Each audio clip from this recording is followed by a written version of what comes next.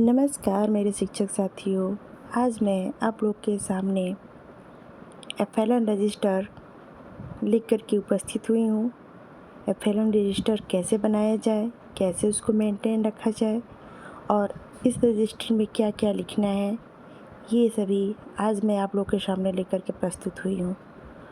तो स्टार्ट करते हैं हम आज का वीडियो। ये हमारा कवर पेज है। इसमें हमने कुछ डेकोरेट करते हुए अपने विद्यालय का नाम कंपोजिट विद्यालय कशेश्वर शिक्षा क्षेत्र नगरा जनपद बलिया लिखा है और एफएलएन रजिस्टर कक्षा 4 और 5 लिख दिया है। आप अपनी आवश्यकता के अनुसार इसमें कुछ दूसरा डेकोरेट करके कुछ और लिख सकते हैं। ये हमारा फर्स्ट पेज है। इसमें हमने कुछ इस प्रकार से डेकोरेट करते हुए अपना नाम, विद्यालय का नाम, ब्लॉक, नगरा और ये जो एफएलएन कार्यक्रम है कितने सप्ताह तक चलाया जाना है, इसके कितने स्तर हैं, ये सभी मैंने इस पेज में दर्शाया है। और हमारा अगला पेज कुछ इस प्रकार से है। FLN 4 and 5th register. अब हम अपने मेन पेज की तरफ चलते हैं। इस पेज में आप लोग देख सकते हैं कि इसमें ऊपर मैंने हेडिंग के रूप में कक्षा 4-5 के लिए एफएलएन कार्यक्रम लिखा है। बेसिक शिक्षा विभाग उत्तर प्रदेश और प्रथम संस्था द्वारा सरकारी प्राथमिक विद्यालयों में कक्षा 4-5 के लिए निपुण भारत के अंतर्गत एफएलएन के कार्यक्रम का आयोजन किया जा रहा है। यह कार्यक्रम कमाल अर्थात teaching at the right level पद्धति पर आधारित है।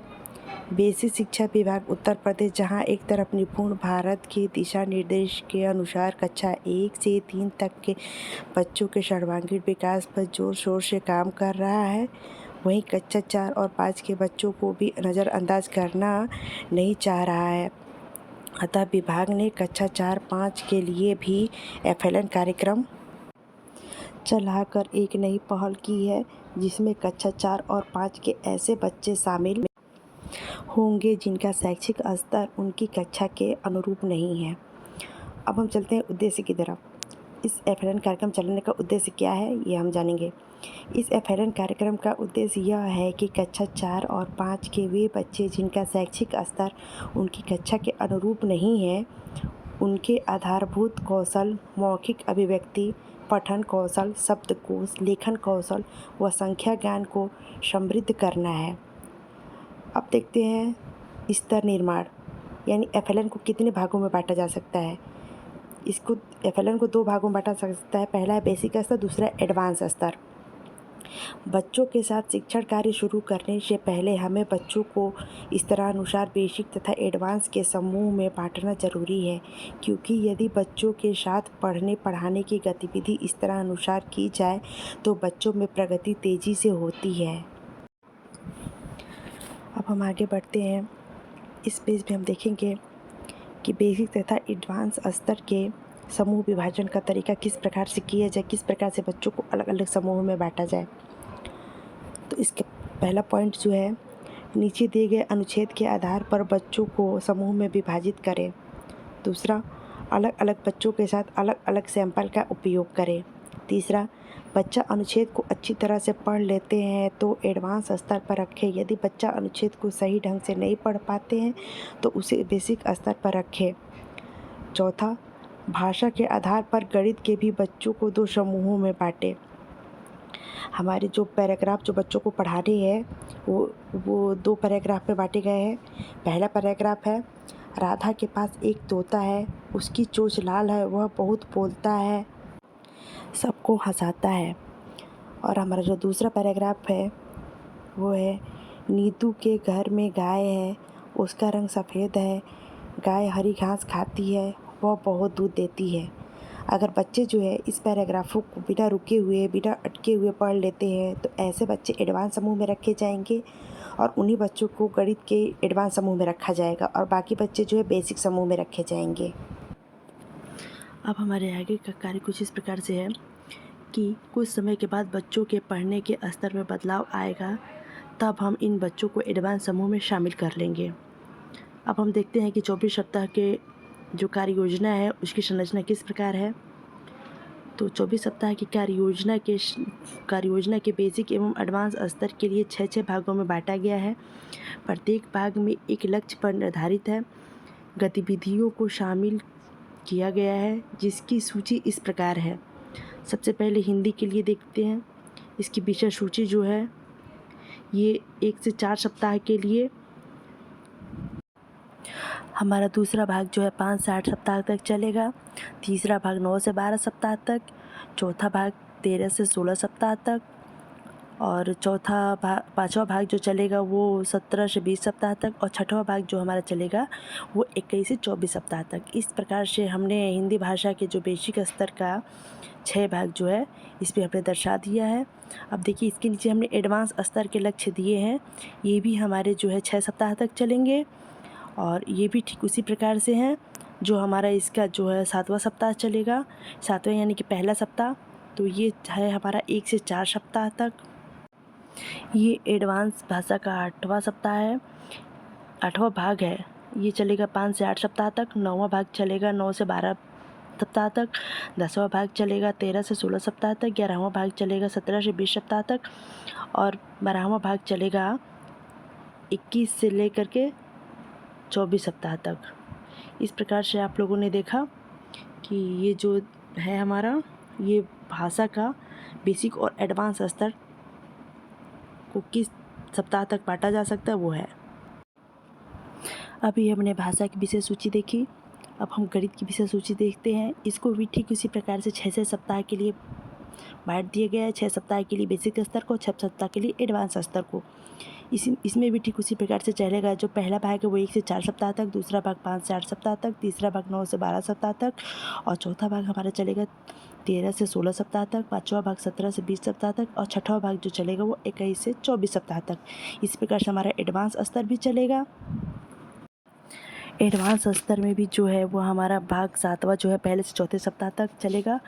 दूसरा भाग जो है वो 5 से 8 सप्ताह तक चलेगा। तीसरा भाग 9 से 12 सप्ताह तक। चौथा भाग 13 से 16 सप्ताह तक। पाँचवा भाग जो है 11 से 20 सप्ताह तक और छठवां भाग जो है 21 से 40 सप्ताह तक चलेगा। विषय सूची में जो हमारी दी गई है किस सप्ताह में किस टॉपिक पे कार्य करना है, ये हमारी हिंदी भाषा और गणित भाषा दोनों में ये बताया गया है कि किस सप्ताह में किस टॉपिक पर कितना लक्ष्य लेकर के बच्चों के साथ किस भाग को पूरा करना है।